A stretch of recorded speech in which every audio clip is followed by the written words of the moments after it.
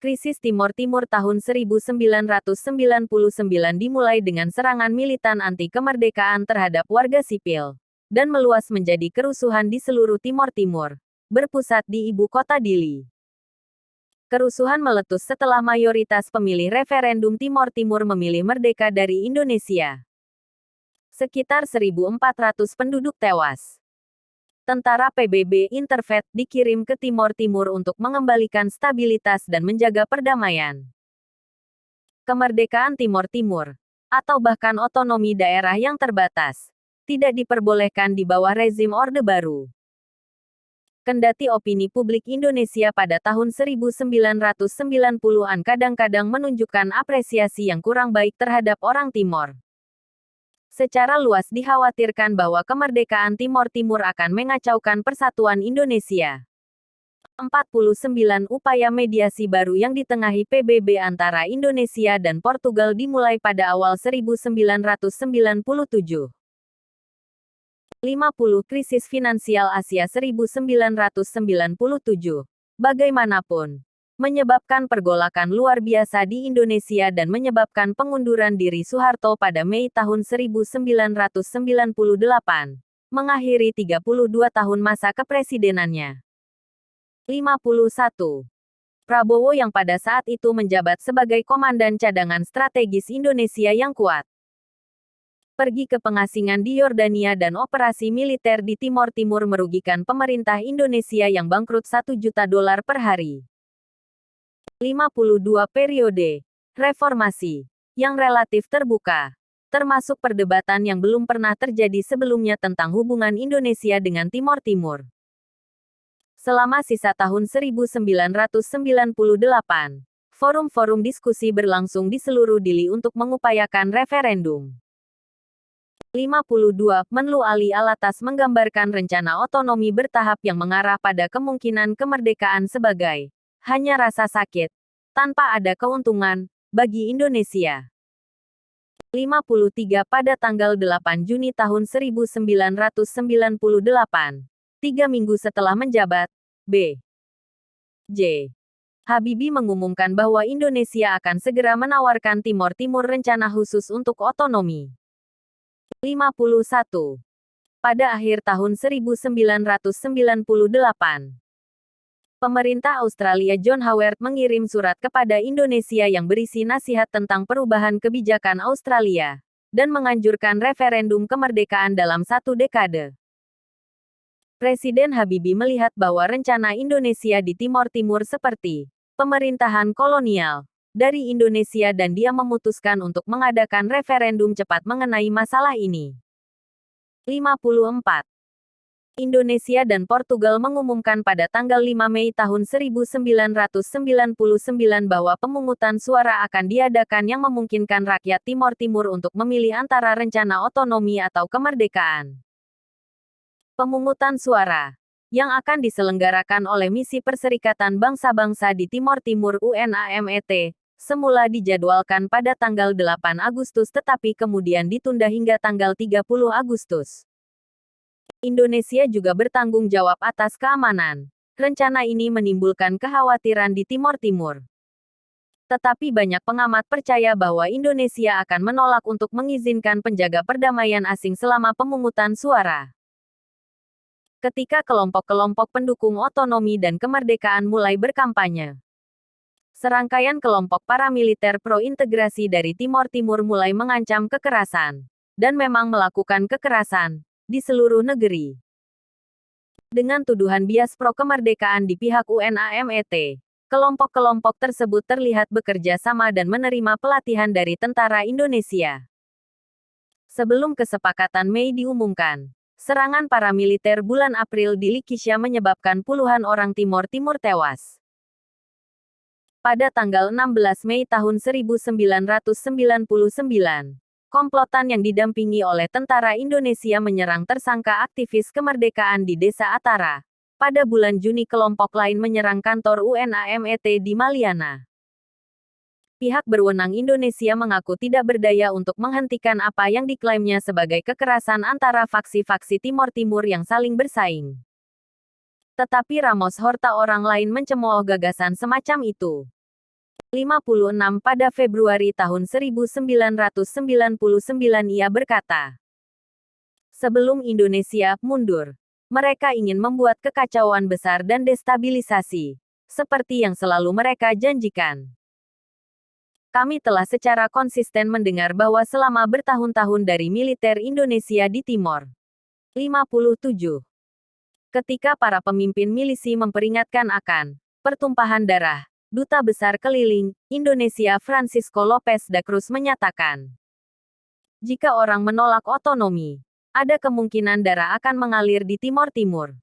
58. Seorang pemimpin paramiliter mengumumkan bahwa lautan api akan terjadi saat pemungutan suara untuk kemerdekaan. 59. Saat tanggal pemungutan suara semakin dekat, laporan tentang kekerasan anti kemerdekaan terus menumpuk. Hari pemungutan suara, tanggal 30 Agustus tahun 1999, berlangsung dengan tenang dan tertib. 98,6% pemilih terdaftar memberikan suara. Dan pada tanggal 4 September Sekjen PBB Kofi Annan mengumumkan bahwa 78,5% suara telah diberikan untuk kemerdekaan. 61. Didorong oleh desakan Orde Baru, bahwa orang Timor Timur mendukung integrasi. Orang Indonesia terkejut atau tidak percaya bahwa orang Timor Timur telah memilih untuk tidak menjadi bagian dari Indonesia. Banyak yang menerima jika berita media menyalahkan PBB dan Australia karena telah menekan Habibie untuk sebuah resolusi. 62. Ketika staf UNAMET kembali ke Dili setelah pemungutan suara, beberapa kota mulai dihancurkan secara sistematis. Dalam beberapa jam setelah pengumuman hasil, kelompok paramiliter mulai menyerang orang-orang dan membakar di sekitar ibu kota Dili. Wartawan asing dan pemantau pemilu melarikan diri, dan puluhan ribu orang Timor Leste melarikan ke gunung. Geng Muslim Indonesia menyerang gedung Keuskupan Katolik Dili, menewaskan 2 lusin orang. Keesokan harinya, markas besar ICRC diserang dan dibakar abis.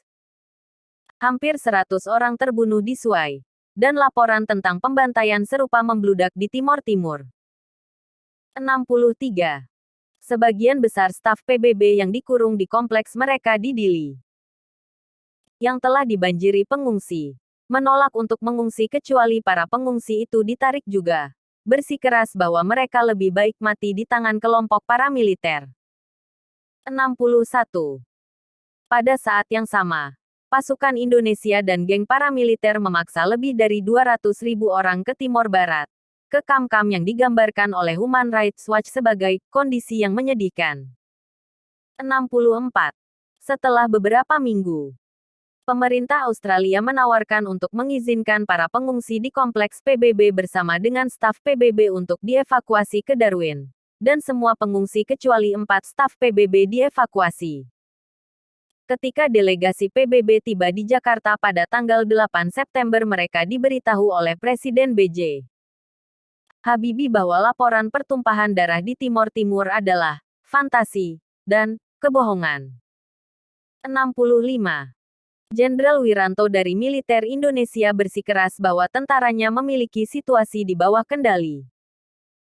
Dan kemudian mengungkapkan perasaannya untuk Timor Timur dengan menyanyikan lagu hit 1975, Feelings, di sebuah acara untuk para istri perwira militer.